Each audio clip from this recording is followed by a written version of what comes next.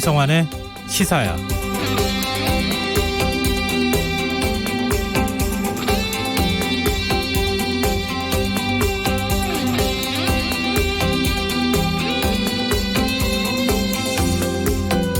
정부가 오늘 코로나19 긴급 지원금 지급 기준을 발표했습니다.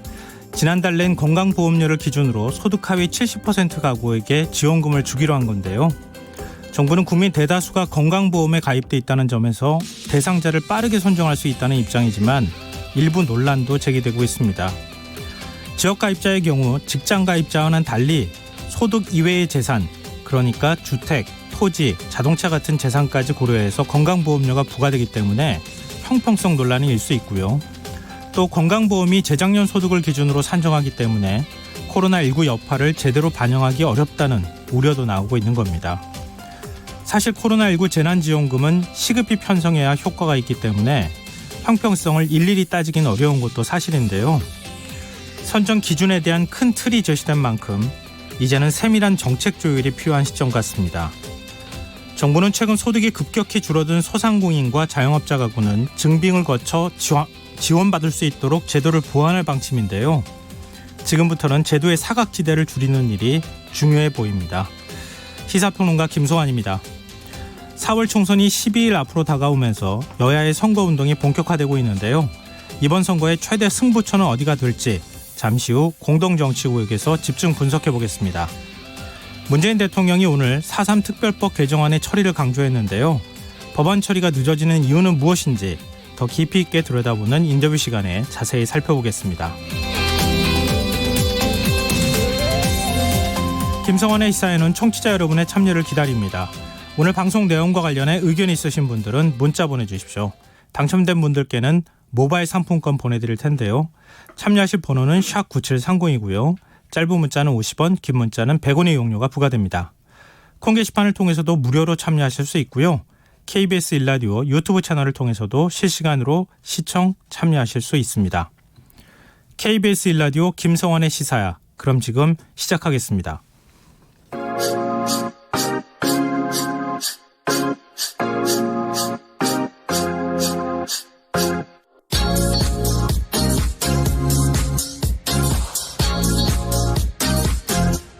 KBS 1라디오 김성환의 시사야.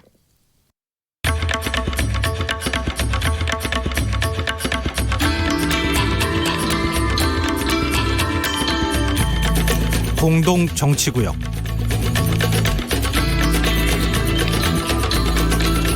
함께하는 정치, 타협하는 정치, 상생하는 정치를 하기 위한 해법을 고민해보는 시간입니다.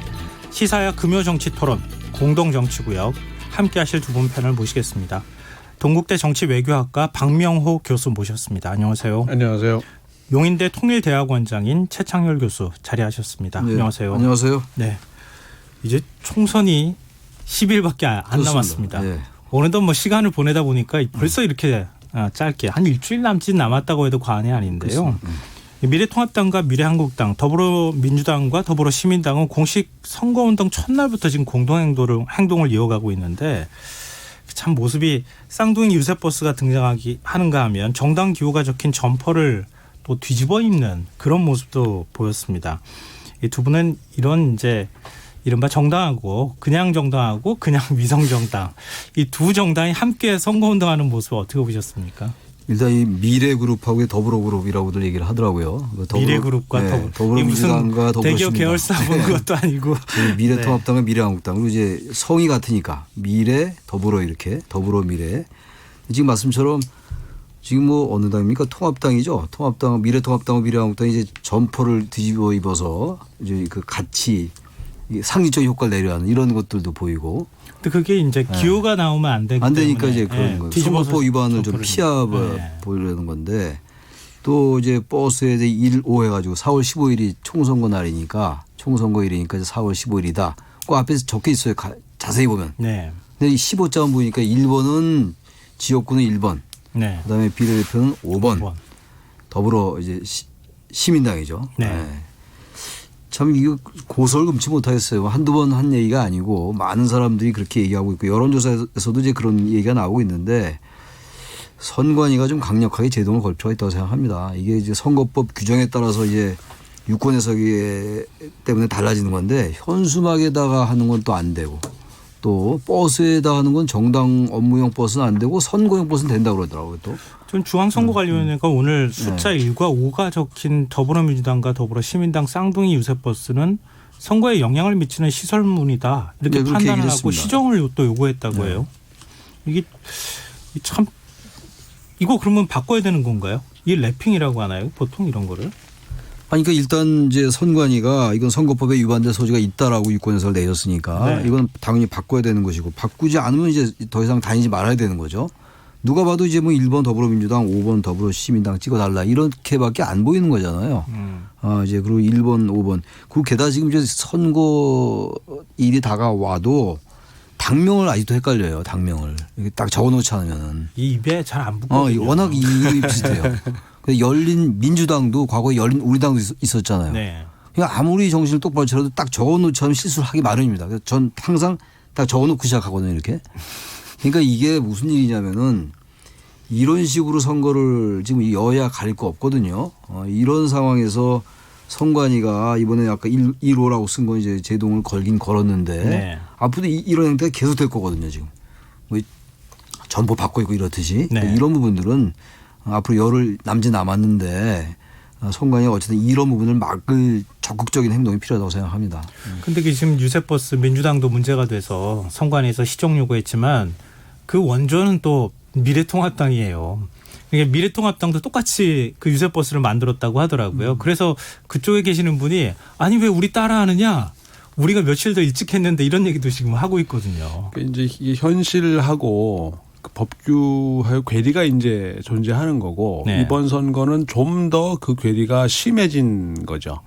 그러니까 1.5라는 것도 사실 어떻게 보면 투표 참여를 독려하는 거로 본인들은 해석을 할 거고 최 교수님 말씀대로 아마 전제를 그렇게 광고판에 넣었을 수도 있어요. 네. 근데 문제는 그들에게 운이 따르고 있는지 모르겠지만 하필 4월 15일이 또 선거일이에요. 16일도 아니고 14일도 아니고. 그러니까 결국은 이제 그 괴리감이 큰 건데 이제 이거는 그 선관위가 이제 그 역할을 해야 된다고 하지만 선관위도 법에 따른 해석을 하는 거지. 네. 법을 바꾸거나 그 하는 역할을 하는 게 아니거든요. 그러니까 해석의 문제는 논란의 여지가 항상 따를 수 있는 부분이기 때문에 네, 그렇죠. 그러니까 결국 그들이 법을 다 만들었어요.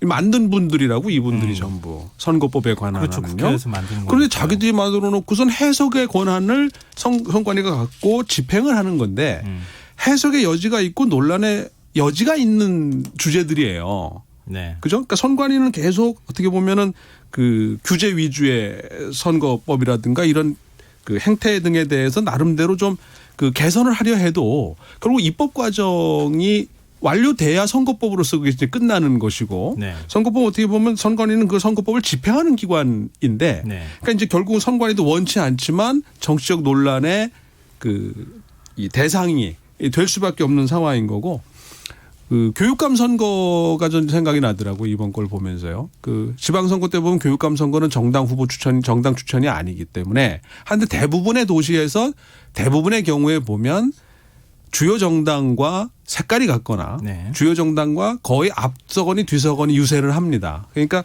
어떻게 보면 이게 우리 정치 현실하고 정치를 규제하는 다양한 법규들이 대단히 괴리가 있다라고 하는 부분이고 이게 이제 좁혀져야 되는 거거든요. 네. 이게 현실과 이게 다 따로 논다는 얘기지 않겠습니까? 사실상 더구나 이번에는 그 위성 정당 논란으로 이게 괴리감이 더 커졌다. 이렇게 볼 수 있지 않나 생각이 됩니다. 뭐 이번 선거 끝나고 나면 물론 이제 20대 국회가 바로 끝나는 것은 아니지만 최소한 21대 국회에서는 선거법을 이런 혼란이 발생하지 않도록 정말 전면적으로 한번 좀 손질을 봐야 될 필요가 무조건 있습니다. 바꿔야 됩니다. 네. 이거는 이게 매번 이거- 그런 얘기 나오는데요. 근데 이번에는 다른 때하고 또 다른 것 같아요. 그러니까 이제 우리가 항상 국회가 끝날 때 역대 최악의 국회다라는 얘기 많이 하잖아요. 네. 근데 역대 최악의 선거란 말은 별로 안 했거든요. 전 이번 선거는 역대 최악의 선거가 될 수밖에 없다. 이건 누가 나쁘다 좋다를 떠나서 앞서 말씀하신 것처럼 이 선거법 자체를 그런 틈새가 있게끔 만들어 놨고 또 정당들이 아주 그거를 교묘하게 이용하는 이런 상황이기 때문에 반드시 바꿔야 됩니다. 이건. 이게 지금 사실은 소수 정치권의 문호를 열어주자고 해서 만든 게 이번에 개정해서 패스트트랙에 태운 문제는 그럼요. 뭐 서로 간의 논란의 소지는 있지만 그래서 만들어서 이제 문호를 더 넓혀놓은 거 아니겠습니까? 그게 준준이 연동형 비례대표제 의석이라고 하는 30석일 텐데 이거를 기존의 기득권이라고 할 수 있는 양당이 다 가져가겠다고 덤벼들기 시작하니까 이런 이제 웃지 못할 일들이 발생하는 거 아닌가 싶습니다. 네, 이건 뭐 나중에 평가를 하면서 다시 또 네, 얘기할 그렇죠. 문제 얘기하면 계속 나온 얘기들이니까. 네, 그렇죠. 네. 4월 총선을 앞두고 여야 지도부가 이제 표심잡게 본격적으로 나섰는데요. 여야의 총선 유세 동선을 좀 살펴보면 어떨까 싶어요. 이게 지금 민주당 선대위는 제주도에서 시작을 해서 부산, 호남, 충청 마지막 수도권으로 지금 유세를 이어갈 계획이고 통합당은 민주당과는 또 정반대 방향입니다. 수도권에서 시작해서 부산, 울산, 경남으로 이어지는 이 경부선을 타고 아래로 내려가는 이런 방식을 지금 선택하고 있는데요. 이 유세 동선에 각 당의 전략이 좀 숨어 있다고 볼 수 있을까요? 글쎄요. 제가 보기에는 결국 수도권이 핵심인데 네. 그걸 앞에 놓느냐 뒤에 놓느냐의 차이만 있는 것 같아요. 결국 우리 뒤에 얘기하겠지만 이번 총선의 승부는 수도권의 121석과 부울경의 어느 정도가 이제 격차가 벌어지느냐 좁혀지느냐에서 결정된다고 보면 특히 수도권 승부는 전체 지역 선거구의 거의 절반이기 때문에 네. 여기서 과연 민주통합당이 어느 정도나 의석을 가져갈 수 있겠느냐. 여기가 이제 관건이기 때문에 통합당 입장에서는 수도권부터 시작할 수밖에 없지 않나 생각이 되고요. 민주당 입장에서는 뭐 부자 몸조심하는 지금 분위기는 뭐 이 분위기일 수도 있기 때문에 호남을 일단 더 확실하게 다져놓고 그것이 이제 수도권으로 연결돼서 수도권에서의 지금까지의 상승세와 기존의 어떤 세를 계속 유지하거나 더 업시킬 수 있는 그런 또 동선을 잡은 것이 아닌가 생각이 됩니다. 최창현 교수님은 어떻게 보십니까? 저도 그렇게 생각합니다. 수도권이 결국 뭐 관건이죠. 수도권하고 부울경 이제 PK 지역에서 지난번 선거 때는 민주당이 상당히 선전했거든요. 네. 이번에도 과연 그 성적을 거둘지는 모르겠어요. 그러니까 선전을 PK에서 여전히 한다 그러면은 상당히 앞서갈 수가 있는데 이번 선거가 유난히 이제 위성정당 얘기도 나왔습니다만 양대 거대 정당의 진영 대결로 가고 있는 상황이라서 PK 지역은 지난 선거 2016년도 선거죠. 그때하고는 좀 양상이 다를 수가 있단 말이죠. 그런 걸 의식해서 일단 제주도는 지난 선거 때는 이겼어요. 민주당이. 네, 세서 다 이겼죠. 그래서 쭉 올라오다 북상하는 정책이죠. 마지막에 수도권 지금 조금 앞서가는 느낌은 들긴 하는데 마지막에 예단하기 전혀 어렵죠. 그렇기 때문에 수도권을 뒤로 배치한 것 같고 통합당은 반대로 수도권이 조금 이제 불리하다는 느낌을 갖는 것 같아요. 박빙인데 박빙 열세 정도 뭐 굳이 얘기한다면 뭐 함부로 얘기할 수는 없다 하더라도 그래서 일단 수도권에서 일단 시작을 하고 그다음에 부산, 울산, 경남으로서 다지는 이런 전략을 택한 것 같습니다. 네. 이 판세 분석을 각 당이 어느 쪽을 유리하게 보느냐에 따라서 지금 판단이 달라졌던 그렇습니다. 거 아닌가도 생각이 돼요. 그러니까 민주당 입장에서는 수도권에서 우리가 조금 유리하니까 먼저 아래에서부터 시작해서 마지막에 수도권을 다잡겠다 이렇게 보이고 또 통합당의 경우에는 이번에는 이 영남 지역은 우리가 확실하게 뭔가 가져갈 수 있겠다 이런 자신감이 있으니까 또 거꾸로 방향을 선택한 거 아닐까 그런 생각도 듭니다. 근데 안철수 국민의당 대표는 국토 종주에 나서지 않았습니까? 400km를 지금 달리기를 하겠다고 하는 건데요. 이 달리기 장외 정치 어느 정도 효과가 좀 있겠습니까? 그래서 안타깝게도 할 수 있는 게 지금 별로 없기 때문에 네. 또 지역에 후보를 낸 것도 아니고 비례 후보만 낸 상황이고 그 비례 득표율 예상조차도 사실은 조금 좀 폭이 좀 넓거든요. 네. 지금 이제 봐서는. 따라서 안철수 전 대표 입장에서는 본인의 이제 존재감을 좀 일단 최소한 확보하고 또 결국 이제 2년 후에 대선까지도 겨냥한 행보가 아닐까 생각이 되거든요. 결국은 어느 정도의 아마 득표는 할 거고 어느 정도의 의석은 갖겠지만 그 이후의 행보와 관련해서는 아직 여러 가지가 이제 미정이고 안개 속이기 때문에 아마 그러저러한 포석에서 일단 최소한도로 할 수 있는 것과 얻을 수 있는 것에 초점을 두고 하는 행보가 아닌가 생각이 됩니다. 근데 이럴 바에는 차라리 지금 당을 홍보할 수 있는 방법이 없어서 그런 거라고도 볼 수 있지 않겠습니까? 지역구를 포기하지 않고 좀 일부라도 냈어야 되는 거 아니냐 그러니까 이런 지적도 안철수 있거든요. 후보가 보기에 따라서 비판받을 소지가 있는 것이 바른미래당을 탈당하고 그 바른미래당 소속 의원들이 통합당으로 많이 들어왔어요. 네. 통합당에 들어와서 공천을 받았단 말이에요. 근데 대개 미래통합당 과거에 네. 민주통합당도 있었어요. 아마 당이 너무 비슷해가지고. 8년 전인가요? 네, 8년 전이죠. 저거 나도 이렇게 실수합니다. 이렇게. 미래통합당을 가가지고 공천받은 분들이 굉장히 진보적 성향의 분들이 꽤 많아요. 네. 그러니까 유권자들은 이렇게 생각하는 거예요. 안철수 전 대표가 사실상의 통합당과의 연대를 한 게 아니냐. 지역 후보로 안 됐으니까. 네. 그리고 그분들이 현실적으로 다 가서 통합당의 공천을 받았어요. 또 상당 부분. 유승민계도 마찬가지긴 합니다만 유승민계가 워낙 또 보수 쪽이라 하더라도 그러니까 이런 부분도 그러면서 이제 본인은 마라톤을 하는 거죠. 사실 뭐 거의 매일 한 30km를 움직인다는 거 아닙니까? 그럼 이런 부분들이 과연 진정성이 있게 느껴지겠냐 이런 얘기예요. 근데 사실은 안철수 대표가 지역구 우리 더 후보 내지 않겠습니다라고 얘기할 때 야권 지원해달라고 얘기했잖아요. 근데 국민의당 빼고 야권이라고 할 만한 당이 그렇죠. 민생당, 정의당 그리고 거길 얘기하진 않았겠다라고 아니, 보시겠죠. 예, 그러니까 네. 미래통합당을 지원해달라 이렇게 얘기했다는 그러니까 걸로 사실 해석할 정치적인 수밖에 선택의 없잖아요. 정치적인 현실로 보면 나갈 사람이 없었어요.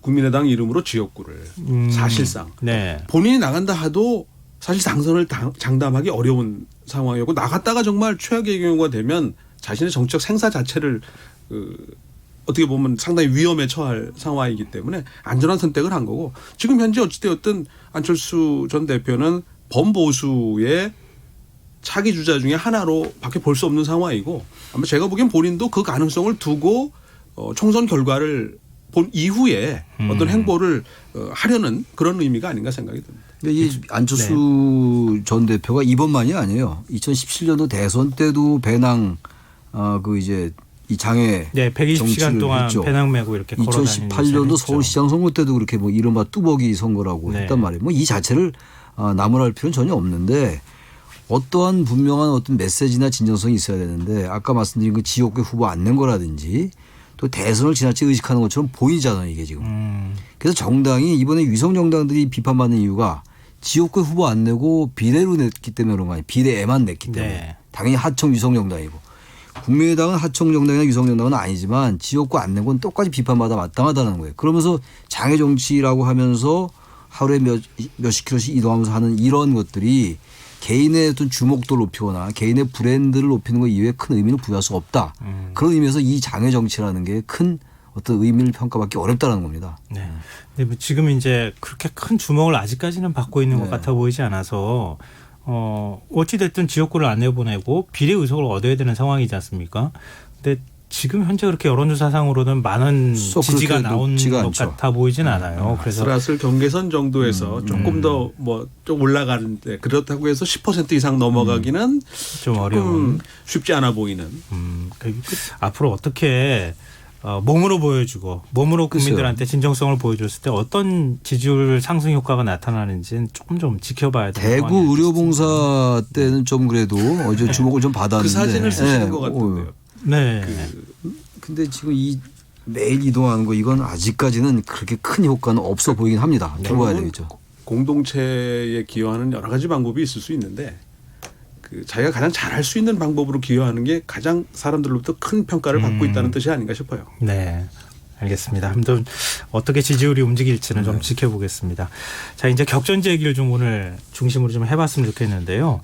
두 분께서는 이번 선거의 최대 승부처 어디를 꼽겠다라고 하시는 부분, 그 승부처가 있다면요. 승부처라는 게 뭐 수도권이죠. 뭐. 그건 뭐 근데 수도권 중에서 수도권 중에서도 네. 종로 당연히 얘기할 거고요. 네. 종로고 뭐 너무 많아서 제가 대충 몇 개 적어봤는데 거의 다 관심거리예요. 개인적인 관심이 많아지더라고요. 이제 과연 나경원이 이길 것이냐, 예를 들어서 이제 이수진이 이길 것이냐, 예를 들어서 네. 그런 것도 그렇고 고민정 후보하고 오세훈 후보도 광진 의뢰의 경우도 그렇고 네.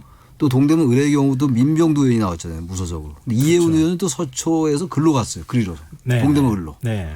이것도 관심거리. 장경태 후보라고 아주 청년이 나왔어요. 또 네, 동대문 의뢰. 이 3파전도 그렇고. 그래서 굉장히 양천에서 왔던 김용태 의원이 있는 것. 그건 김용태 의원이 대단히 지금 고전하고 있단 말이에요. 구로 을 여기도 그렇고. 아주 굉장히 많아요 지금. 서울만 해도. 다 이루 열거하기 어려울 정도로. 교수님도 뭐 예, 대체적으로 동의하시는 왜냐하면 건가요? 이게 기본적으로 네. 253개 지역구 중에 121개가 수도권에 있고 네. 나머지 한 120여 개 중에 절반이 영남입니다. 네, 그러니까 맞습니다. 민주통합당이 67석의 영남에서 만약에 60석 플러스를 하게 되면 수도권에서 지난번에 35석을 얻었는데 네. 40석만 추가하게 되면 100석이 돼요. 지역구가. 거기에 호남, 충청, 강원, 제주입니다. 호남은 포기한다 하더라도 네. 충청, 강원에서 어느 정도가 되느냐 하면 그다음 비례 합하면은 사실은 기본적인 구조가 영남 정당이 유리한 출발선상에 선 지역구 구도예요. 그러니까 결국 핵심은 수도권에서 지난번에 35석 얻었는데 지금 목표는 50석이라고. 만약에 50석이 돼버리면 네. 과반이 넘어간다는 얘기가 됩니다. 민주통합당이 최소한 1당이고 네. 아마 과반을 몇 석이라도 넘길 가능성이 높다라는 거거든요. 결국 그렇게 되면 관건은 121석의 수도권에서 60석 플러스 영남 의석에 얼마를 더 추가해서 100석을 얼마나 더 넘기느냐. 결국 수도권이 이제 승부의 핵심이고 지금 말씀하신 몇몇 지역구들이 그 기폭제 역할을 해줄 수 있겠느냐. 이게 관건 아닐까 싶습니다. 그러니까 이게 사실 선거법을 개정한 한 이유이기도 하거든요. 그러니까 영남 의석이 65석인데 거의 그렇죠. 대부분을 한 정당이 다 독식하다시피 그렇죠. 하고 그러니까 물론 이제 호남 지역 같은 경우에도 28석이긴 하지만 영남 지역에 비해서는 뭐 한 40석 가까이 맞아요. 적은 거 아니겠습니까? 그러니까 영남에다가 나머지 호남, 충청, 강원, 제주를 합해야 똑같아집니다. 그러니까 사실은 근데 그건 인구 비례이기 때문에 운동장이 많이 이거 기울어져 인구 있다고 영남 얘기를 인구를 했던 호남으로 거거든요. 이주시키면 돼요. 네. 그렇게 해서 인구를 맞추면 되는데 네. 어차피 이건 인구 대표를 뽑는 거지 네. 지역 대표를 뽑는 게 아니기 때문에 그 자체는 어쩔 수가 없고 그건 전 세계적으로 똑같은 현상입니다. 그러니까 이번에 PK 지역 부산, 울산, 경남에서 민주당이 얼마나 선전하냐도 굉장히 중요할 것 같아요. 근데 네네. 지난번 같이 그렇게 성적이 그만큼 나오긴 좀 어려울 것 같아요. 지난번에 9석을 9석인가 6석인가 9석 얻었거든요. 부울경에서. 네. 근데 그 정도면 얻으면 좀 이게 상황이 달라질 수 있는데 지금 현재로 봐서는 그쪽 정서가 원래 이제 보수 쪽이 강했던 정서인데 지난번하고 이제 지난 지방선거 때 안 그랬단 말이에요. 그래서 이번에 과연 그 성적을 거둘 수 있을지 민주당이 그것도 굉장히 관건일 것 같아요. 네. 그러면은 조금 더 구체적으로 들어가서요. 지금 이렇게 한 지역구를 다 저희가 짚기는 좀 쉽지는 않을 것 같은데 일단 종로는 최대 관심이 될 수밖에 없으니까요. 종로의 총선 판세는 어떻게 보시는지 만약에 두 분이 의견이 크게 다르지 않으면 다른 지역구 또 짚고 이렇게 하는 다르지 방식으로 않을 것 같은데. 갔으면 좋겠습니다. 최근 네. 조사들을 보면 네. 꽤 격차가 지금 유지가 되고 있는 것 같고 네. 여기에 일부 아마 숨겨져 있는 표들을 계산한다 하더라도 어찌됐든 지금 시점으로 보면 이낙연 승리로 아마 가능성이 높지 않겠나 이런 생각이 들죠. 네. 저도 그렇게 생각합니다. 이낙연 후보가 좀 앞서는 것 같고 최근에 또 황교안 후보가 이 좀 말실수를 너무 많이 해요. 좀 너무 잦습니다 지금. 이른바 N번방 관련해서 네, 한 방도 발언도 좀 그렇고 논란이 됐고. 투표용지 관련해서도 그렇고 네. 뭐 저기 감염에 관련된 것도 그렇고 아주 중요한 문제 사회적 이슈마다 얘기를 하는데 그 이슈에 얘기하는 게 영 국민 정서에 맞지도 않고 규범적인 측면에서 봐도 옳지 않아 보이고 그러니까 가뜩이나 뭐 이 현재 그 판세가 종로에서 썩 유리하지 않은데 불리한데 더 노골적으로 얘기하면 더 불리한 상황인데 그럼 말수까지 하면은 뭐 판세 뒤질 수 있겠는가 그 전체적인 흐름도 지금 코로나19에 대한 대응 때문에 민주당에 조금 유리하게 흘러가는 국면도 없지 않거든요. 그런데다 보니까 황교안 후보로서는 여러 가지 악재가 계속되고 있는 것이 아니냐 이렇게 보여집니다. 현재까지는. 네. 그러면 광진을도 지금 관심거리인데요. 박명호 교수님께서 저는 광진을 저만의 분석을 좀 해석법인데요. 해주시죠. 동의 네. 안 하셔도 상관없고 아마 무시하셔도 상관없는데 지금 격차가 오차범위 이상으로 꽤 벌어져 있는 곳들은 그 후보가 상당히 앞서가는 거로 좀 생각이 돼요. 네. 그리고 아마 그대로 승부가 귀결될 가능성이 높다라고 생각하는데 특별한 변수가 생기지 않는 광진을 같은 경우에는 좀 오락가락합니다. 네. 이런 지역이 서울에 몇 군데 있어요. 대구에도 있고 부산에도 있습니다. 네. 근데 이런 데를 저는 어떻게 해석을 하냐 하면 오차 범위 내로 지금 민주통합당 후보들이 뒤지고 있는 곳은 샤이 보수가 인정돼 있다라는 거죠. 따라서 접전이거나 네. 오차 범위 내로 뒤집어졌을 가능성이 높다고 생각이 되고요. 만약에 거꾸로 된 상황이라고 한다면 그건 상당히 많이 앞서가고 있다라고 해석이 돼요. 네. 그런 면에서 보면 광진을은 아마 여당 입장에서 보면 앞서고는 있는데 자신하기는 아직 좀 어려운 상황이 아닌가. 그래서 양정철 민주연구원장이 좀 원장하고 임종석 전 대통령 비서실장이 광진을로 간 이유도 뭐 저는 해석은 그렇게 합니다. 그러니까 아직까지는 결정적인 승기를 잡았다라고 보기는 조금 앞서고는 있다고 볼 수 있겠지만 아직은 확신하기 좀 어렵지 않나. 그런 그런데 이게 생각이 지금 누가 이길 겁니다라고 얘기하면 안 되는 거죠. 네, 그렇죠. 지금은 그게 안 되는 거죠. 조금 근데 네. 말이 되게 자꾸 말을 막 교묘하게 돌려서 얘기해야 되기 때문에 유리하지 않다, 불리하지 않다 막 이렇게 얘기해야 되니까 힘이 든데 저도 광진을은 고민정 후보가 안심할 상황이 전혀 아니라고 생각해요. 네. 고민정 후보가 이제 청와대 대변인을 했기 때문에 인지도가 대단히 높잖아요. 하긴 뭐 오세훈 후보도 인지도로 말하면 뭐 더 높죠 사실은. 근데 지금 고민정 후보는 워낙 대통령과 연계돼 있으니까 청와대 대변인을 하면서 대통령의 지도가 높잖아요 지금. 네. 그래서 상당히 앞서가는 것 같긴 한데 글쎄요 오세훈 후보가 갖고 있는 그 저력이 만만치 않은 거기 때문에 저는 임종석 전 비서실장하고 양정철 원장하고 이 지역에 그 출연하고 그런 거 보니까 상당히 위기감을 느끼는 게 아닌가 역설적으로 그런 생각도 들기도 합니다. 네. 그럼 동작으로는 어떨까요? 동작으로는 지금 이수진 민주당 후보하고 나경원 미래통합당 후보 이렇게 두 명이 지금 맞붙은 그러니까 양자 구도를 형성하고 있다 이렇게 평가할 수 있겠는데 여기는 여론조사 결과가 들쭉날쭉이에요, 진짜. 그러니까 혼전이라는 의미로 봐야 되지 않나 생각이 돼요. 그러니까 아까 저만의 그 믿거나 말거나 해석법에 따르면 네, 샤이보스가 어느 정도 있다고 그러니까 감안할 때 무응답층이나 무당파거나 중도파의 숫자가 늘면 네. 통합당 지지율이 상대적으로 떨어지는 경향이 나타나고 반대의 경우가 나타나는 걸 보면 무당파나 중도파나 또는 그 부동층이 시간이 갈수록 줄어들 건데 네. 이게 이제 여론조사로 잡아내는데 상당히 한계가 있을 거예요. 그래서 지금 동작의 경우에도 같은 컨셉의 여성 후보가 대결하는 양상이거든요. 네. 결과적으로는. 그런 게 보면 지금 아직까지도 엎치락뒤치락 하는 거 아닌가. 그러니까 여당 입장에서는 우세한 거로 볼 수는 있겠지만 이것이 승리다라고 하는 것까지 확신하기는 아직 조금 더 봐야 되지 않나. 그런 면에서 보면 아직도 그 혼전 양상으로 보여지는 게 지금까지의 결과들이 아닌가 생각합니다. 근데 매번 선거 때마다 뭐 자녀를 같이 이제 선거운동할 때 뭐 대동하고 나타난다거나 자녀가 또 오히려 또 선거운동을 하는데 그 이제 위력을 발휘했던 선거들도 있고 그랬었는데요. 지금 나경원 후보가 딸과 남편을 같이 데리고 나와서 선거운동하는 모습, 유세하는 모습이 비춰져서 굉장히 많은 사람들한테 관심을 모았거든요. 이건 또 거꾸로 해석하면은 나경원 후보도 그만큼 긴장하고 있다 이렇게 또 해석할 수 위기를 있지 느끼는 않을까요? 걸로 봐야 될 거예요. 네. 양쪽 다 가족을 뭐 동원했다고 뭐 모든 후보들이 다 가족과 함께 선거운동을 하는데 특히 더 주목을 받을 만한 지역이겠죠. 근데 지금 나경원 후보 같은 경우에는 자녀와 관련되어 있는 문제 이거 많이 이런 것 때문에 그러니까. 아마 더 그런 걸 의식하지 않았을까 이렇게 생각되는데 두 분 다 동작을도 굉장히 박빙 상황이다. 박빙이라고 저도 봅니다. 예. 이게 참 어려운 게요. 이게 대선의 경우에는 사실은 후보 등록 시점에 대체적인 승부를 예상할 수 있는 근거들이 좀 지표들이 있는데 네. 이 총선은 253개 지역에서 253개의 선거가 동시에 진행되는 상황이기 때문에 네. 사실 여론조사 자료 그것도 500명 전후의 이 샘플을 갖고 한 조사를 가지고 또 다양한 워딩을 쓴 조사를 가지고 예측한다라고 하는 거는 대단히 쉬운 일이 아니고 따라서 이 출구조사 결과도 실제 결과하고 상당히 좀 그 여태까지 괴리감이 좀 있었던 이유가 네. 그런 면에서 여론조사 자료를 조금 보수적으로 해석할 필요가 있지 않나 하는 생각이 있습니다. 제가 오늘 모 언론사에 갔을 때 국장급 정도 되는 분하고 얘기를 했는데요. 지금 이제 여론조사 계속 하고 있는 것들을 알고 계시더라고요. 근데 지금 출구조사 올해는 정말 더 어렵겠다. 더군다나 마스크를 쓰고 유권자들이 투표를 하고 그래서 가서 출구조사 하려면 직접 가서 이렇게 물어봐야 되지 않겠습니까? 그래서 아마 대답을 제대로 안 할 가능성이 훨씬 더 많아서 이번에는 범위를 좀 넓게 잡고 발표를 해야 되겠다. 이렇게 여론조사가 과연 의미가 있느냐라고 느껴질 정도예요. 그리고 총선거에서 여론조사 틀린 적은 한두 번이 아니었어요. 네, 총선이 좀 많이 워낙 많이 틀리죠. 틀렸기 때문에 네. 얼마 차이 안 나는 거 엎치락뒤치락 하는 거는 아예 안 보는 게 낫습니다.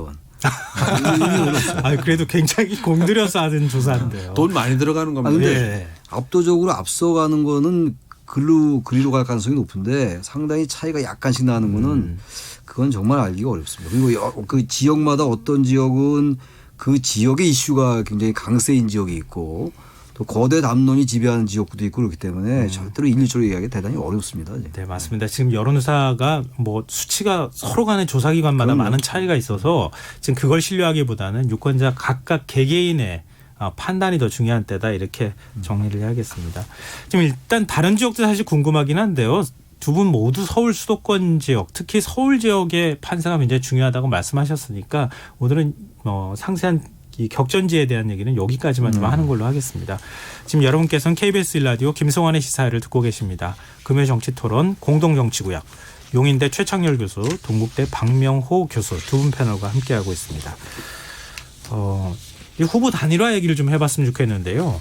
지금 단일화가 뭐 무소속이 출마한 지역구도 이제 일부 단일화 움직임이 있는 것도 맞기는 하지만 정의당하고 민주당 후보들이 단일화 할 것인지 뭐 창원 성산도 마찬가지고 고양 덕양 갑이죠. 거기도 그렇죠. 그렇고 지금 이정미 후보가 출마한 이정미 정의당 전 대표가 출마한 인천 같은 경우도 마찬가지인데 후보 단일화가 가능하겠습니까? 정의당이 당선됐을 때 단일화 안 한 적은 한 번도 없었던 것 같아요. 심상정 후보도 지난 선거 때 당선될 때 민주당이 후보를 안 냈어요. 고향 갑에. 그래서 이번에도 정의당이 처음에는 그 얘기를 안 했었는데 단일화를 할 수밖에 없을 겁니다. 지역구에서 단 한두 석이라도 건지려면 민주당에게도 이제 뭔가 이익을 주고 그렇지 않으면 전 정의당이 쉽지 않아 보여요. 지금 고향 갑 같은 경우도 심상정 후보가 아까 말한 그런 이제 논리로 본다면 네. 압도적으로 이길이라고 장담하기 어렵거든요. 고향 갑도 그렇고. 그렇죠. 표가 분산되니까요. 분산되기 때문에 결국 단일화를 함으로써 이제 연대를 하는 거예요. 선거 연대를 하는 거예요. 말하자면. 네. 선거 연대를 해서 정의당이 나온 지역에 민주당 후보를 좀 안 낸다든지 뭐 이렇게 하는 수밖에 없어요. 그렇지 않으면 현재로 봐서는 구도 자체가 워낙 양대 거대 정당에 수렴하는 경향이 있기 때문에 정의당에게 특별하게 그렇게 지난 선거보다 더 어려운 것 같아요. 정의당이. 지금 이 양정철 민주연구원장은 이미 때는 늦었다 이런 반응을 보였거든요. 거래 칩이 별로 마땅치가 않아요. 그러니까 지난번까지는 지역에서 일부 주고받는 거 대가를 비례로 받을 수 있는 부분이 있었고, 네. 근데 지금은 그렇게 하기가 어려운 그렇죠. 상황인 거고. 근데 이제 민주당 입장에서 봐서도 아마 그 판단을 하지 않았을까 싶어요. 정의당 후보가 존재함으로써 자당 후보에게 영향을 부정적으로 끼친다면 단일화의 필요성을 가졌을 거고 뭔가 거래를 할 수 있는 그 대가들이 있었을 텐데 지금 네. 거래 취입도 없는 데다가 그런 영향이 별로 없다고 생각하는 거 아닌가. 근데 거꾸로 보면 정의당 입장에서는 지금 그런 필요가 더 느껴지게 된 거예요. 네. 근데 추동할 수 있는 이 수단이 별로 존재하지 않는다라는 거고. 그러면 조금 고민 아닌가 싶어요. 자칫하면 정의당은 지역구가 하나도 안 되는 상황으로 그럴 최악의 상황으로는 가능성도 그럴 배제할 수 없을 것 같아요. 이번의 예. 경우에. 워낙 지금 정의당이 그 지난 조국 사태 때부터 데스노트에서 많이 빛이 발했어요. 데스노트에서 얻은 그런 점수가 많이 깎이는 상태이기 때문에 네. 지역구는 굉장히 고전할 것 같아요. 그다음 비례 쪽도 역시 그 1당, 2당의 그 이제 비례 전문 정당들 때문에 네. 비례도 만만치 않아 보이고 아주 위기라고 생각합니다. 정의당이 지금. 이 정의당이 또 뭐 어떤 여론조사 전문가의 경우에는 샤이 진보도 있다. 이런 얘기도 정의당의 경우에는 샤이 진보가 좀 있다. 이렇게 또 얘기를 하더라고요. 단지 네. 정의당스러운 선택을 한 게 있었잖아요. 이제 비례 그 연합정당에 참여하지 들어가지 않기로 않겠다. 했던 게 네.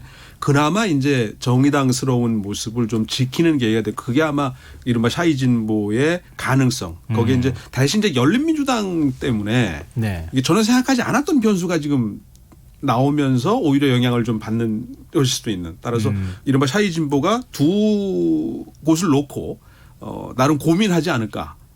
일부는 가고 일부는 또 가겠지만 원래 온전히 옮겨올 수도 있었던 것들이 네. 이제 조금 그러니까 정의당이 어떻게 보면은 가장 최악의 시나리오는 이번 선거제도 개편에 따른 가장 최악의 그 피해자가 될 수도 있다는. 지역은 지역대로 비례는 비례대로.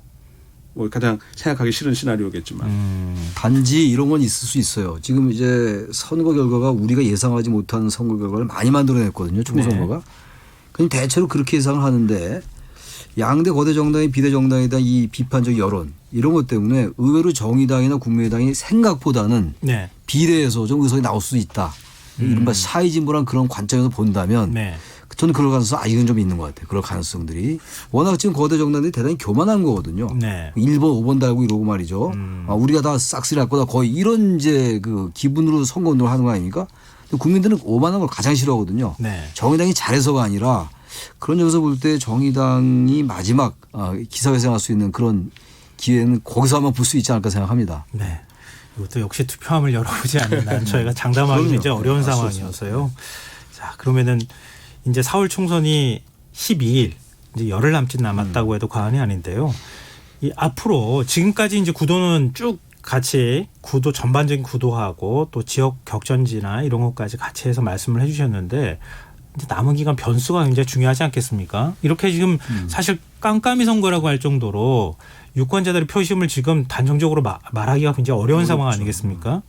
이 남은 기간 어떤 변수가 나타날 수 있는가? 이게 굉장히 잠복하는 변수가 있는 것 같아요. 네. 지금 이제 민주당과 그 통합당 양당의 불리한 변수들이 좀 있어요. 민주당에게 불리한 변수는 이 코로나19 전에 경제 침체라는 게 있었고 네. 또 소득 주도 성장에 대한 비판 여론이 있었던 게 사실이었고 또 울산시장 선거 개입 사건이라든지 이런 청와대 관련 사건들 이런 것들이 많이 묻혔어요 지금. 근데 이걸 어떻게 이제 통합당 입장에서 드러내느냐. 그래서 경제를 쟁점화시키고 아마 그래서 김종인 위원장의 쓸모가 있었던 것 같은데 네. 근데 아직까지는 별로 그렇게 쓸모 있어 보이지는 효과는 별로 안 나타나는 것 같아요. 아직 초반이긴 합니다만 네. 반대로 통합당은 통합당으로 통합하기 전에 굉장히 수구적이었어요. 자유한국당 때. 아주 좌파 사회주의며 뭐 이런 얘기들을 함으로써 중도 유권자들에게 굉장히 외면을 많이 받았거든요. 그런 것도 어떻게 다시 민주당 쪽에서 부각시키느냐 이런 잠복 변수들이 있거든요. 근데 이게 다시 위로 올라와서 쟁점화 공론화 될 수 있을 것이냐 아니면 여전히 코로나19에 묻힐 것이냐 이게 전 중대한 변수가 될 것 같습니다. 네, 박명호 교수님. 특히 선거는 한국 정치는 막판이 중요하거든요. 네. 막판 2, 3일, 3, 4일이 핵심적인데 저는 그 긴급 재난 지원금 관련한 논란들 여기에 부과돼서 자영업자 등 소상공인과 관련한 그 파생되는 그 논란들이 이제 과연 어떻게 정리되고 이것이 이제 가닥을 잡아가느냐라고 하는 부분하고 그다음에 이제 한미 방위비 분담금. 논란입니다. 예. 요거 방위비 분담금 논란인데 이게 좀 정리되는 듯하다가 지금 약간 삐걱거리고 있는 건데 요걸 이제 어떻게 그 마무리해내는 건지 아니면 어떻게 관리해내는지가 핵심이 아닐까 생각이 들고 마지막으로는 막판 말 실수 아닐까 싶습니다. 맛있어요. 최근에 황교안 대표가 설화에 조금 휩싸여서 그것 때문에 좀 표를 좀 잃은 거 아니냐 뭐 이런 평가도 사실 좀 나왔는데요. 긴급 재난 지원 같은 경우 논란이 많이 있는데 네. 그게 마지막에 결정적인 변수가 될 것 같지는 않아요. 전반적으로 어쨌든 지원을 해주는 것이기 때문에 약간 제한적일 것 같고 그 외에는 뭐 박 교수님 말씀처럼 그러한 변수들이 굉장히 중요한 역할을 할 수가 있죠. 네. 마지막으로 이거 하나만 좀 짚었으면 좋겠는데요. 행정안전부에 따르면 이 4.15 총선에서는 유권자들의 연령별 비율이 많이 달라진다. 특히 전체 유권자의 4분의 1을 60대 이상이 차지한다. 지금 50대 베이비붐 세대가 지금 50대 후반에서부터 60대로 적극적으로 편입이 되고 있는 상황 아니겠습니까? 과연 이런 인구 구성 비율이 달라지는 게 총선 결과에 영향을 어느 정도 미칠 수 있을지 말씀을 좀 인구 부탁드립니다. 그러니까 20대 그 18세가 이번에 또 이제 편입이 됐으니까 네. 영향이 있을 수가 있는데 그러려면 세대 균열이 굉장히 두드러져야 돼요. 세대 간의 갈등이라든지 세대 균열. 근데 이번 선거는 세대 균열로 이렇게 많이 치러질 것 같지 않아 보이거든요. 대체로 뭐 연령이 많은 분들은 좀 보수적이고 뭐 이런 얘기들을 하는데 네. 젊은 분들은 좀 진보적 성향이 있는데 그게 또 완전히 또 그렇게 갈리는 것 같지도 않아요. 이번엔 그래서 양대 진영으로 완전히 수렴하면서 중간 유권자들의 행태가 어떻게 변하느냐가 중요한 것 같고 세대 간의 그것보다는 저는 크게 그 영향을 미치지 않을 것 같긴 합니다. 세대 균열 자체가 그렇게 큰 요소가 아닐 것 같다는 거죠. 지금 이제 586이라고 하는 얘기도 하는 것처럼 민주화를 경험한 세대들이 지금 60대로 초반에 이제 편입되기 됐거든요. 시작했거든요. 그게 60대의 칼날을 바꿀 네. 수 있는 이제 계기가 되는 거고 50대 중후반부터 60대 한 초반까지가 이제 옛날 386 지금 말씀하신 586이 이제 쭉 올라간 거거든요. 네. 따라서 그 칼라가 바뀔 거고 그게 이제 옛날처럼 꼭 어떤 성향을 띌 거다라고 하는 일방적인 해석을 상당히 가로막을 것이라 생각이 되고요. 그러면서 보면은 결국 50대에 가장 많은 중도 부동층 그다음에 이제 무당파들의 네. 선택이 60대 초반까지도 영향을 미칠 가능성이 높고 이들이 과연 어떤 선택을 하느냐. 어떤 분은 중도 진보와 중도 보수의 이 그룹들이 이제 어느 쪽으로 흩어지느냐 몰려가느냐가 이제 결과적으로 남은 시간 동안 결정적인 승부를 좌우하지 않을까 싶습니다. 우리 보통 이제 나이를 먹어가면 갈수록 보수화된다 이렇게 또 얘기하잖아요. 과거에 민주화를 경험했던 세대들이 다 뭐 민주당을 찍으리라는 보장이 사실 없는 상황이 연령 아니겠습니까? 효과라고 하죠. 예. 그러니까 50대가 어느 정도 캐스팅 보트를 쥐고 있는가 또 지금 오늘 길게는 말씀은 못 나누겠지만 한 30, 40대가 어느 정도 투표율을 또 보여줄 것이냐 이런 여러 가지 변수들이 좀 있는 것 같아요. 물론 여당 질적인 입장에서는 분석도 필요할 통합대가 거고. 가장 강력한 지지층이기 때문에 네. 이들을 얼마나 투표장으로 동원해낼 수 있겠느냐. 네. 핵심적이죠. 또 투표율이 굉장히 중요한 또 변수가 될 수 있을 것 같습니다. 세대별 네, 투표율이 세대별 투표율. 되겠죠. 이거는 사실 그냥 수박 겉핥기식으로 얘기하기보다는 정말 깊이 있게 그렇죠. 유권자 수나 이런 것까지 다 감안을 해서 한번 좀 저희가 분석을 해보는 시간을 좀 만들어야겠습니다. 네, 오늘 공동정치구역은 여기까지 해야겠습니다. 지금까지 동국대 정치외교학과 박명호 교수, 용인대 통일대학원장인 최창열 교수 두 분과 함께했습니다. 오늘 좋은 말씀 고맙습니다. 네, 고맙습니다. 감사합니다. 네.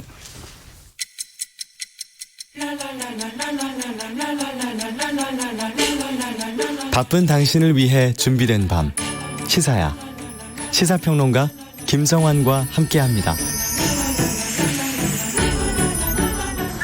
4.3의 완전한 해결의 기반이 되는 배상과 보상 문제를 포함한 4.3 특별법 개정이 여전히 국회에 머물러 있습니다. 피해자와 유가족들이 생존해 있을 때 기본적 정의로서의 실질적인 배상과 보상이 실현될 수 있도록 계속 노력해 나가겠습니다. 정치권과 국회에도 4.3 특별법 개정에 대한 특별한 관심과 지원을 당부합니다. 방금 들으셨다시피 오늘 문재인 대통령이 제주 4.3 평화공원에서 열린 희생자 추념식에서 제주 4.3 특별법 개정안의 신속한 처리를 당부했습니다. 한국 현대사에서 한국전쟁 다음으로 많은 인명피해가 발생한 현대사의 비극이라 불리는 제주 4.3 사건. 이 72년이 지난 지금까지도 커다란 트라우마로 남아있는 우리의 역사지만 희생자와 유족들을 위한 제주 4.3 특별법 개정안은 여전히 국회에서 처리되지 못하고 있는 상황인데요. 오늘 이슈와 인물을 더 깊이 들여다보는 인터뷰 시간에서는 김종민 전 국무총리 소속 4.3위원회 전문위원과 관련된 얘기 나눠보도록 하겠습니다. 김 의원님 안녕하십니까? 네, 안녕하세요. 네. 지금 제주 4.3 특별법 개정안 처리 문제가 그동안 상당히 오래전부터 얘기가 되어 왔는데 아직까지 지금 국회 문턱을 못 넘고 있습니다. 이 위원님께서 이런 상황 먼저 어떻게 보시는지 말씀을 좀 부탁드립니다. 예, 개정안이 발의된 지 벌써 2년 4개월이 넘었는데요. 네. 그동안에 국회가 상당히 파행을 겪었지 않습니까? 네. 공수처법 또는 검경수사권 조정, 선거법, 소위 말하는 패스트트랙 3법에 대해서 자유한국당이 지금 미래통합당인가요? 너무 장애투쟁을 하면서 국회가 그 파행으로 거듭되다 보니까 이런 딱한 상황이 지금까지도 해결되지 못하고 있습니다. 네, 위원님께서는 80년대 후반 기자 시절 때부터 지금 4.3 사건 문제를 주목하시고 기사로 쓰시고 파헤치기 시작하셨잖아요. 근데 네. 그 이후로 한 30년 동안 지금 4.3 사건을 연구하고 또 개정안 발의에 함께 하신 걸로 알고 있는데요. 이번 개정안의 가장 핵심적인 내용 어떤 것이 있는지 설명을 부탁드립니다. 예, 그 핵심적인 내용 두 가지만 말씀드리겠습니다. 첫 번째는 희생자 및 유족에 대한 배상입니다. 왜냐하면 제가 이런 비유를 자주 드는데요. 네. 우리가 맨홀 관리를 잘못해서 지나가던 사람이 그 맨홀 뚜껑이 닫혀져 있지 않은 상태에서 사람이 지나가다 빠지면 다칠 것 아닙니까? 네. 그러면 그 맨홀을 관리해야 될 국가나 지방자치단체가 배상을 해야 됩니다. 네. 그런데 하물며 제주도민의 10분의 1을 국가라는 이름으로 국민의 생명을 보호해야 될 국가가 계획적이고 체계적으로 이렇게 학살한 것에 대해서 배상을 해야 된다는 것은 더 이상의 국말이 필요 없는 너무나 당연한 얘기고요. 네. 그다음에 두 번째는 군법회의 무효화 조항입니다. 제주 4.3 사건 때 48년도 12월 달과 49년도 6월 두 차례에 걸쳐서 군법회의가 열렸는데요. 이것은 정상적 절차를 거친 재판이라기보다는 마구잡이로 사람들을 전국 각지의 형무소에 수감시켰던 겁니다. 무려 그것이 2,530명에 해당하는데요. 그 네. 숫자가. 네. 이 많은 사람들을 6.25전쟁 때 이승만 정부가 학살을 했죠. 이 재판에 대해서 이것을 무효화시켜달라라는 것이 이제 특별법의 핵심입니다. 지금 그동안의 여야가 4.3 특별법 개정안의 필요성에 대해서는 좀 다 같은 목소리를 낸 것으로 알고 있는데요. 근데 네. 법안 통과가 안 되는 이유는 뭐죠? 조금 전에 말씀드린 것처럼 국회가 오랫동안 파행을 겪었기 때문에 국회가 제대로 열리지 가동을 못했지 않습니까? 그래서 참 안타까운 일입니다. 근데 이게 뭐 다른 법안들이 전혀 통과가 안 됐다 그러면 모르겠는데 다른 법안들은 또 그 사이에 뭐 파행을 겪기도 했지만 우여곡절 끝에 통과가 된 법안들도 꽤 많이 있거든요. 이건 좀 다른 이유가 또 있는 거 아닌가 이런 생각도 좀 드는데요. 그거는 4.3특별법 개정안이 통과되는 것을 바라지 않는 그런 의원들이 있기 때문에 그렇다고 봅니다. 아, 국회의원 가운데 일부가 4.3 특별법이 통과가 되는 것을 원치 않는다. 네. 근데 지금 4.3 특별법 개정안이 통과가 지연되면서 나타날 수 있는 또 생기는 문제점이 있다면 어떤 게 있을까요? 아까 군법회의 무효화 말씀을 드렸는데요. 생존, 9.4일생으로 생존해서 네. 살아 돌아온 분들이 계십니다. 6.25 때 학살당하지 않고. 그분들 중에 18명이 재심 청구를 했거든요. 네. 그때 제주지방법원에서 공소기각 판결을 했습니다. 그러니까 무죄 취지의 공소기각 판결을 했죠. 그렇다면 이것이 얼마나 큰 불합리를 발생하는 거냐면요. 네. 무려 2,530명 중에서 그래도 운이 좋아서 살아 돌아와서 지금까지 장수하신 분들은 무죄고 나머지 2,530명 중에서 18명을 제외한 나머지 분들은 여전히 유죄로 남게 되는 이러한 커다란 불합리가 발생을 하게 되죠. 그래서 유족들 같은 경우는 자신의 아버지가 무고하게 이렇게 희생당했는데 아직도 전과자의 낙인이 찍혀있고 자신들은 전과자의 자식이라는 낙인이 찍혀있다. 이 낙인을 지워달라고 얘기하는 겁니다. 이게 그러면은 법원 차원에서 이 네. 문제를 전향적으로 받아들여줬을 경우에 해결할 수 있는 문제가 아니기 때문에 특별법이 필요하다고 말씀하시는 건가요? 그러니까 법원에서 판사에 따라서 판결을 달리할 수도 있고요. 예. 또 설령 전향적 판결을 한다 할지라도 일일이 개인적으로 변호사를 선임해서 아까 그 공소기각 판결 나왔다고 말씀드렸지 않습니까? 네. 그래서 이제 군법회의가 엉터리 군법회의라는 것을 입증하는 것인데요.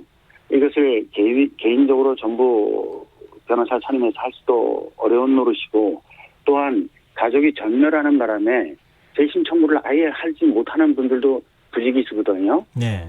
그렇기 때문에 이것을 개인에게 그 책임을 돌리고 개인에게 당신들 알아서 처리해라라고 맡기는 것은 너무 무책임한 것이라고 봅니다. 근데 지금 피해자분들을 그동안에 많이 취재도 하시고 또 전문위원으로 활동하시면서 진상조사 같은 것도 많이 하시지 않았습니까? 근데 네. 피해자분들은 뭐라고 하시는지 또 가장 기억에 남는 피해자분이 있다면은요. 이 자산 피해에 대해서는 제가 말로 이 시청자분들에게 말로 설명하기 어려운 부분들이 있습니다. 왜냐하면 너무나 상상력을 압도하는 너무나 개연성이 없을 것 같은 그런 참혹한 일들이 벌어졌기 때문에 총에 맞아 죽은 희생은 고통의 순간이 짧기 때문에 네. 다행스러운 경우라는 말이 있을 정도로 그렇게 학살당했습니다. 그리고 지금도 가령 어떤 분은 8살 때 고아가 됐는데요. 그분은 갑자기 들이닥친 경찰 3명이 자신의 할아버지, 할머니, 아버지, 어머니, 5살 난 동생, 2살 난 동생을 다 총으로 쏘고 집을 불지르는 장면을 몰래 숨어서 목격을 했습니다. 우연히 밖에 나갔다가. 근데 이분은 지금 뭐라고 말씀하시냐면 입버릇이 내가 15살만 되었더라면 라고 얘기하고 있습니다. 그게 무슨 뜻이냐면 자기가 15살 정도만 됐더라면 그 정도의 힘만 있었더라면 집이 불타는 때 시신이 마당으로 끌어내서 시신이 불타는 것만은 막았을 텐데 하면서 입버릇처럼 밥을 먹다가도 내가 15살만 됐더라면 일을 하다가도 내가 15살만 되었더라면 이렇게 스스로를 자책하는 그러한 분들이 계십니다. 아직까지도 지금 70여 년이 지났지만 그 당시의 심리적 충격이나 이런 것들에서 벗어나지 못하고 있다 이런 말씀이신데요. 그리고 군경 토벌대가 학살을 할 적에 네. 맨 앞에 어린아이들 앞장 세워놓고 자기 부모가 죽을 때 만세를 부르고 박수를 치게 했습니다. 그분들의 그 마음을 해낸다는 것은 정말 불가능에 가까운 일이라고 할 수 있겠죠. 근데 지금 생존자분이 몇 분 정도 남아 계십니까? 지금 살아 계신 분들은 지금 벌써 72년이 흐르다 보니까 예. 지금 많이 이제 여명 기한이 그렇게 많이 남아 있지는 않습니다. 근데 지금 생존자분들까지도 만약에 다 돌아가신다면 이 역사를 어떻게 우리가 이 진상규명을 하고 이분들의 명예회복을 해줘야 될지 해드려야 될지 이 부분에 대해서 참 막막하다는 생각도 하시는 분들이 꽤 있을 것 같은데요. 일단 지금 방금 전에 말씀하셨던 것처럼 이런 정신적 트라우마나 이런 것에 대한 치료가 좀 필요하지 않을까요? 그렇습니다. 그래서 트라우마 치유센터가 절실하게 필요합니다. 우리가 이제 트라우마라는 그 생경한 단어가 어느덧 우리가 모두 알고 있는 단어가 되어버렸어요. 그 이유는 세월호 사건 때 너무나 많은 사람들이 그 유가족은 물론이고 텔레비전에서 그걸 목격한 분들이 모두가 우리는 심리적으로 트라우마를 그 상처를 갖고 있는 겁니다. 근데 하물며 제주도에서 그렇게 아까 말씀드린 것처럼 너무나 어처구니 없는 그리고 참혹한 것을 눈앞에 목격했던 분들의 트라우마는 굉장히 심하다고 할 수 있겠죠. 그래서 트라우마 치유센터를 빨리 만드는 것이 중요하다고 봅니다. 그 트라우마 치유센터도 네. 특별법 개정안에 포함시켰습니다. 예. 네, 그러지 않아도 그걸 제가 좀 여쭤보려고 했었는데 지금 개정특별법 안에 네. 지금 트라우마 치유센터를 만드는 내용도 포함되어 있다 이 말씀이시고요. 네, 그렇습니다. 지금 유해 발굴도 필요하다는 의견이 계속해서 나오는데요. 이 부분은 어떻게 진행되고 있습니까? 예, 정부가 예산 지원으로 많은 유해 발굴과 또는 유전자 감식을 통해서 이족들을 찾아주고 있습니다만은 좀 더 발굴을 해야 될 부분들이 많이 있습니다. 우리 제주도에서는요, 왜 이것이 중요하냐면, 조상의 묘지를 잘 갖고 오는 것은 전국 어디나 똑같은 거지만 제주도 같은 경우는 자기 아버지, 할아버지만 벌초하지 않습니다. 8천, 10촌까지 돌아가면서 전부 벌초를 하는데 네. 정작 다른 분의 물론 친척분이긴 하지만 다른 분의 묘소는 벌초를 하면서 정작 자신의 아버지와 할아버지 묘소 벌초한 무덤이 없기 때문에 벌초하지 못할 때 유족들은 굉장히 마음 아파하죠. 지금 시간이 그렇게 길지는 않은데요. 한 30초 정도 좀 네. 말씀 부탁드립니다. 국회 마지막으로 특별법 통과 문제와 관련해서 하시고 싶은 말씀 있으시다면요. 네. 대통령께서는 이미 2년 전에 4.3 특별법을 국회 차원에서 빨리 논의해달라고 했습니다. 그리고 오늘도 또 말씀하셨죠. 그러니까 국회가 정부를 탓할 수가 없습니다. 네. 법이 통과됐을 때 그걸 막을 수 있는 방법은 대통령이 거부권을 행사하는 것밖에 없는데요. 네. 아니 대통령께서 스스로 빨리 통과시켜달라고 말씀하시는 마당에 네, 마무리 그래서 좀 국회가 빨리 부탁드립니다. 했으면 좋겠습니다. 네, 알겠습니다. 오늘 말씀 여기까지 듣겠습니다. 고맙습니다. 네, 고맙습니다. 지금까지 김정민 전 국무총리 소속 4.3위원회 전문위원과 함께 얘기 나눴습니다. KBS 라디오 김성환의 시사 1부 순서는 여기서 마무리하겠습니다. 전 11시 정각 2부에 다시 오겠습니다.